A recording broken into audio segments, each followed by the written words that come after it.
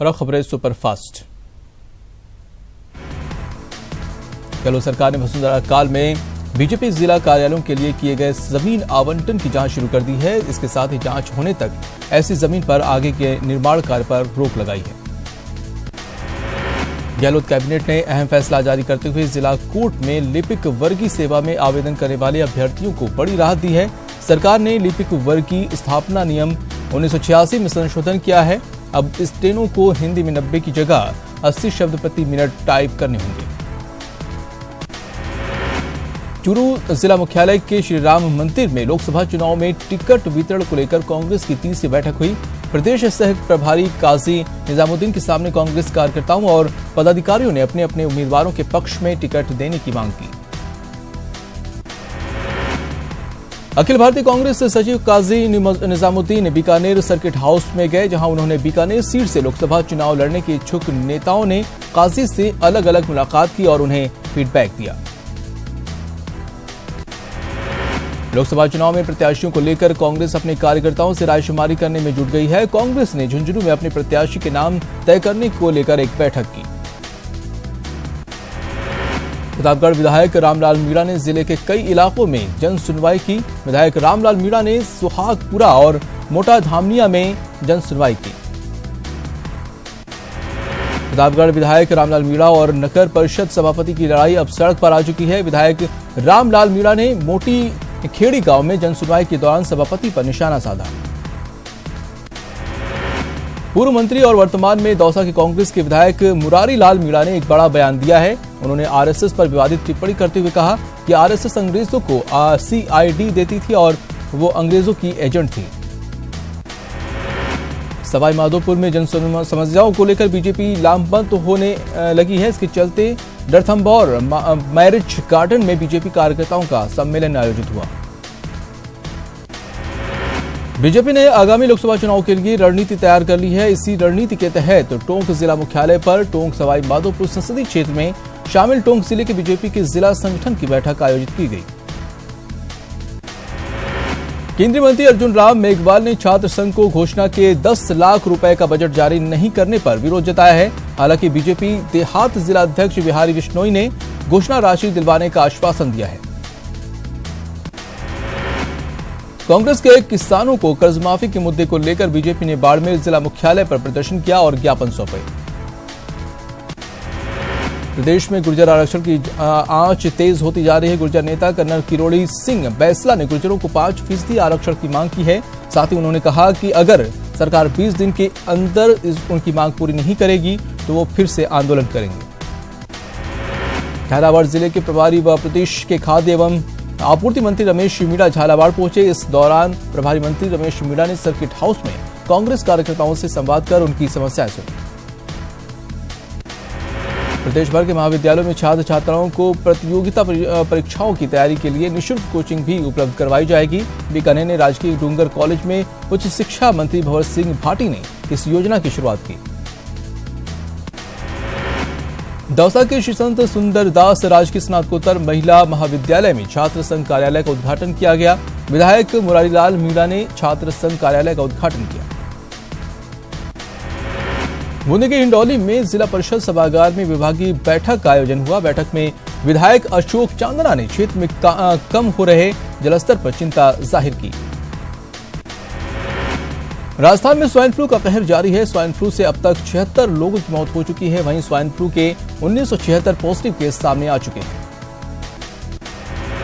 मंगलवार को पाली आए स्वास्थ्य मंत्री रघु शर्मा ने चिकित्सा अधिकारियों के साथ बैठक ली और कहा कि उन्होंने स्वाइन फ्लू को लेकर आवश्यक दिशा निर्देश दिए। प्रतापगढ़ के अतिरिक्त जिला कलेक्टर हेमेंद्र नागर ने जिला स्वास्थ्य समिति की बैठक ली और मौसमी बीमारियों से विशेष रूप से स्वाइन फ्लू को बढ़ने से रोकने के लिए प्रभावी कदम उठाने के निर्देश दिए। अजमेर जिला कलेक्ट्रेट में स्वाइन फ्लू की रोकथाम और बचाव को लेकर पेंशनर समाज की ओर से काढ़ा वितरण किया गया। जयपुर में मेट्रो एमडी सुबीर कुमार ने भूमिगत मेट्रो के निर्माण कार्य का निरीक्षण किया। निर्माण कार्य में कमियों को जल्द ठीक करने के लिए अधिकारियों को निर्देश दिए। उत्तर पश्चिमी रेलवे के महाप्रबंधक टीपी सिंह रतनगढ़ आए। जयपुर से स्पेशल ट्रेन में आए जीएम ने रतनगढ़ रेलवे स्टेशन का निरीक्षण किया। राजस्थान विधानसभा अध्यक्ष सीपी जोशी राजसमंद में एक परिवार की शोक सभा में पहुंचे, जहां उन्होंने परिवार को संवेदनाएं व्यक्त की। जयपुर में महात्मा गांधी की 150वीं जयंती वर्ष पर 2 दिवसीय राष्ट्रीय सेमिनार का आगाज हुआ। संगोष्ठी में सर्वेक्षण के निदेशक प्रोफेसर विनय कुमार श्रीवास्तव बतौर मुख्य वक्ता मौजूद रहे। प्रतापगढ़ विधायक रामलाल मीणा ने पीपल खूंट पंचायत समिति की साधारण सभा की बैठक ली। बैठक में विकास अधिकारी को कम मांगों विशेष अभियान के तहत ग्रामीणों को रोजगार देने पर जोर दिया गया। सीईओ आनंद कुमार ने लोकसभा चुनाव कार्य की समीक्षा की। इस दौरान उन्होंने कलेक्टर और एसडीएम के फीडबैक लिए। एनीमिया मुक्त राजस्थान और नशा मुक्त राजस्थान अभियान को लेकर हनुमानगढ़ के कलेक्ट्रेट में कलेक्टर जाकिर हुसैन ने अधिकारियों की बैठक ली। रतनगढ़ में पंचायत समिति की साधारण सभा की बैठक हुई। बैठक में पंचायत समिति सदस्यों और बीडीओ के बीच विकास कार्यों को लेकर तीखी बहस हुई। उद्योग मंत्री प्रसादलाल मीणा लालसोट पहुंचे, जहां उन्होंने लालसोट के राजकीय महिला महाविद्यालय में छात्र संघ कार्यालय का उद्घाटन किया। गहलोत सरकार ने वसुंधरा काल में बीजेपी जिला कार्यालयों के लिए किए गए जमीन आवंटन की जांच शुरू कर दी है। इसके साथ ही जांच होने तक ऐसी जमीन पर आगे के निर्माण कार्य रोक लगाई है। प्रतापगढ़ विधायक रामलाल मीणा और नगर परिषद सभापति की लड़ाई अब सड़क पर आ चुकी है। विधायक रामलाल मीणा ने मोटी खेड़ी गांव में जन सुनवाई के दौरान सभापति पर निशाना साधा। विधायक ने सभापति पर भ्रष्टाचार के आरोप लगाते हुए इन्हें सटोरिया तक कह डाला। साथ ही उन्होंने कहा कि अब सरकार बदल चुकी है, अब एक एक काम की जांच की जाएगी। राजस्थान में स्वाइन फ्लू का कहर जारी है। स्वाइन फ्लू से अब तक 76 लोगों की मौत हो चुकी है। वहीं स्वाइन फ्लू के 1976 पॉजिटिव केस सामने आ चुके हैं।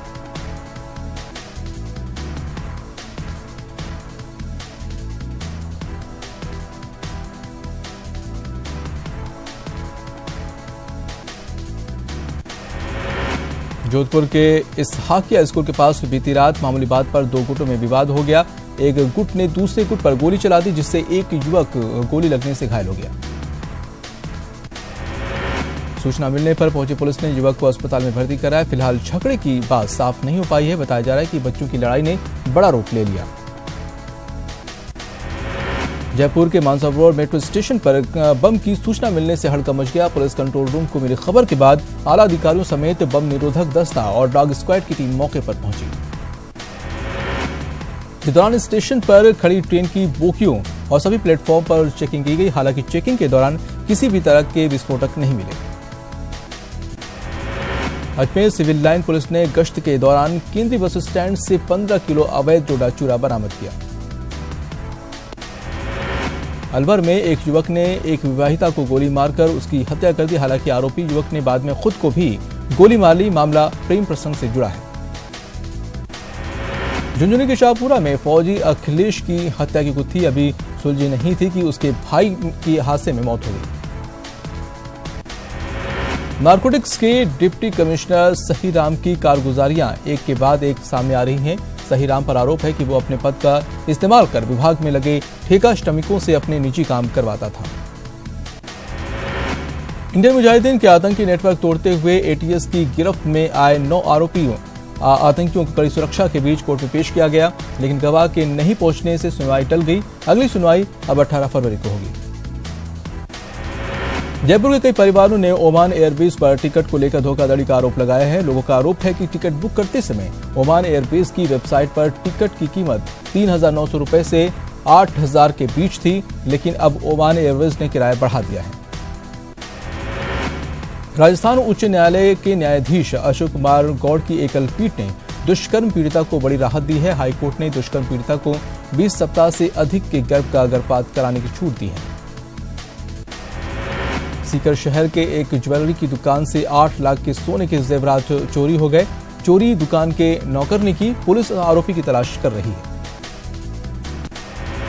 टोंक जिला मुख्यालय पर मातृ एवं शिशु कल्याण केंद्र में मारपीट का मामला सामने आया है। यहां स्वाइन फ्लू के रोगी के लिए दवा लेने आए परिजन और फार्मासिस्ट के बीच मारपीट हो गई। नागौर के थावला थाना क्षेत्र के अलनियावास गांव के चोरों ने एक ही रात में 15 से अधिक घरों के ताले तोड़ दिए और घरों से कीमती सामान नकदी पार कर लिया। करौली में कैली देवी करणपुर मार्ग पर जंगल में एक युवक का शव मिलने से सनसनी फैल गई। घटना की जानकारी पाकर मौके पर पहुंची पुलिस ने शव को अपने कब्जे में ले लिया। कोटा में घर में घुसकर पिस्टल की नोक पर लूट की करीब 11 साल पुराने मामले में कोर्ट ने एक आरोपी को 10 साल की सजा सुनाई है। साथ ही आरोपी पर 50,000 रुपए का जुर्माना भी लगाया है। करौली शहर की पुरानी सब्जी मंडी क्षेत्र में पुराने विवाद को लेकर दो पक्षों में झगड़ा हो गया। इस दौरान एक युवक ने फायरिंग कर दी। फायरिंग की चपेट में आने से 11 वर्षीय बालक घायल हो गया। राजसमंद के रेल मकरा कस्बे के बीच चोरों ने रामेश्वर महादेव मंदिर को निशाना बनाया और दानपेटी तोड़कर नकदी पर हाथ साफ कर लिया। धौलपुर में ठंड लगने से 45 साल के किसान की मौत हो गई। किसान की मौत से परिजनों में कोहराम मच गया। पुलिस ने मृतक का पोस्टमार्टम कराकर शव परिजनों को सुपुर्द कर दिया है। बीकानेर जिले के नोखा में एक बाइक सवार को एक ट्रोले ने टक्कर मार दी। हादसे में एक बाइक सवार की मौके पर ही मौत हो गई। सादुलपुर में ट्रैफिक इंचार्ज एक्शन मोड में है। वाहनों की सघन जांच की जा रही है।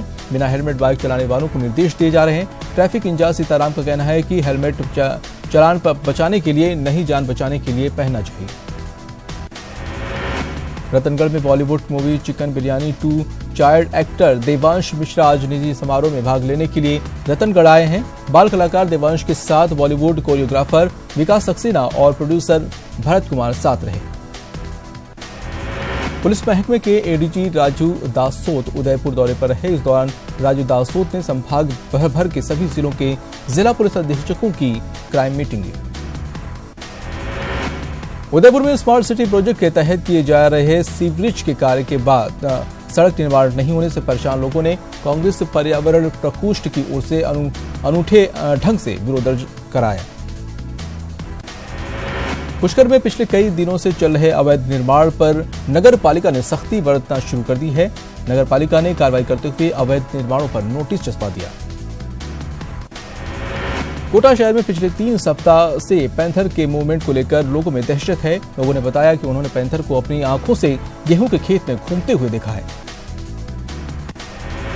राजसमंद के पडालसी पंचायत के एक कुएं में हायना के गिर गया था। सूचना पाकर मौके पर पहुंचे वन विभाग की टीम ने हायना को ट्रैंकुलाइज किया। उत्तर पश्चिमी रेलवे जयपुर महाप्रबंधक मंगलवार को सुजानगढ़ गए, जहां उन्होंने विशेष ट्रेन के साथ रेलवे स्टेशनों पर यात्री सुविधाओं का निरीक्षण किया। चूरू चिकित्सा शिक्षा विभाग के सचिव हेमंत गेरा ने मेडिकल कॉलेज का निरीक्षण किया, जहां उन्होंने खामियों को लेकर निर्माण एजेंसी और मेडिकल कॉलेज प्रशासन को फटकार लगाई। प्रतापगढ़ में कोतवाल गोपाल चंदेल ने सीएलजी सदस्यों की बैठक ली। सीएलजी बैठक में सदस्यों ने शहर के बाजारों में बढ़ते ट्रैफिक जाम, वाहनों की पार्किंग की समस्या और भीड़ भाड़ वाले इलाकों में 1 वे ट्रैफिक व्यवस्था लागू करने पर जोर दिया गया। चूरू जिला मुख्यालय पर पत्रकार सुरक्षा कानून लागू करने की मांग को लेकर पत्रकारों ने सीएम के नाम जिला कलेक्टर को ज्ञापन दिया। पत्रकारों ने जिला कलेक्टर संदेश नायक को ज्ञापन सौंपा। धौलपुर में ग्रामीणों ने बीपीएल योजना का लाभ नहीं मिलने पर कलेक्टर से लाभ दिलाने की मांग की है। ग्रामीणों के मुताबिक करीब 1 दर्जन परिवार भूमिहीन है और परिवारों के पास पोषण का कोई भी माध्यम नहीं है। धौलपुर जिले के बाड़ी अस्पताल के कर्मचारियों ने काम का बहिष्कार किया है। कर्मचारियों ने टेलीमेडिसिन कक्ष में तैनात नर्सिंग कर्मचारी के साथ सोमवार को ही मारपीट के बाद ये फैसला किया। झुंझुनू के पिलानी से कांग्रेस विधायक जेपी चंदेलिया ने राजकीय महिला महाविद्यालय के उद्घाटन समारोह में हिस्सा लिया और कहा कि युवा पीढ़ी अपना लक्ष्य परिस्थितियों के दबाव में आए बिना तय करें। जीआरपी एडीजी नीना सिंह एक दिवसीय दौरे के दौरान अजमेर पहुंची, जहां उन्होंने जीआरपी अधिकारियों के साथ एसपी ऑफिस सहित थाने का निरीक्षण किया।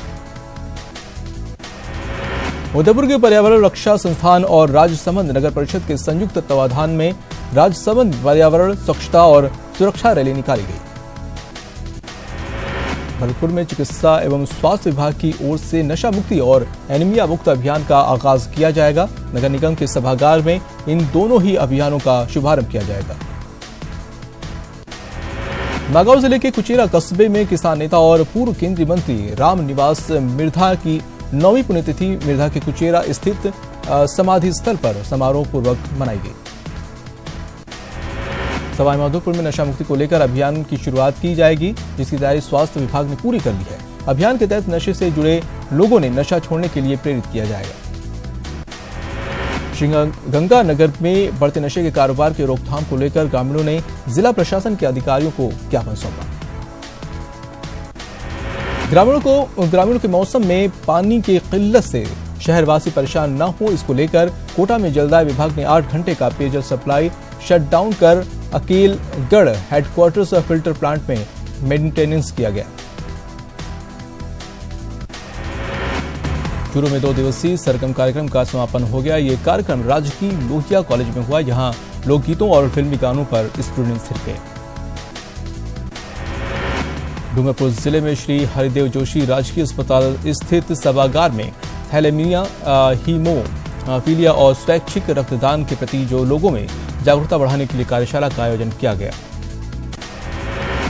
भीलवाड़ा में राज्य स्तरीय विज्ञान गणित मेला आयोजित किया गया। मेले में राज्य भर के बाल वैज्ञानिकों ने भाग लिया।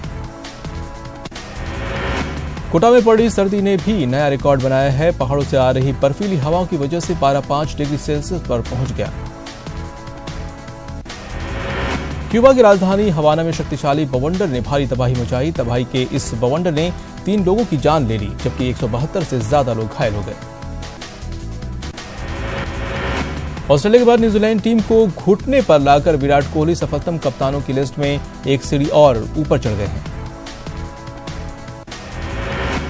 कीवियों पर 3-0 की अजय बढ़त के साथ ही कोहली सफलतम कप्तानों की लिस्ट में दूसरे नंबर पर आ गए हैं। अब तक इस नंबर पर ऑस्ट्रेलिया के रिकी पॉन्टिंग मौजूद थे।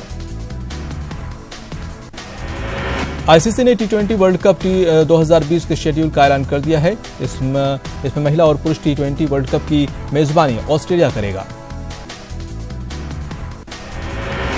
ये पहला मौका है जब महिला और पुरुष दोनों ही T20 वर्ल्ड कप एक ही साल और एक ही देश में आयोजित होंगे।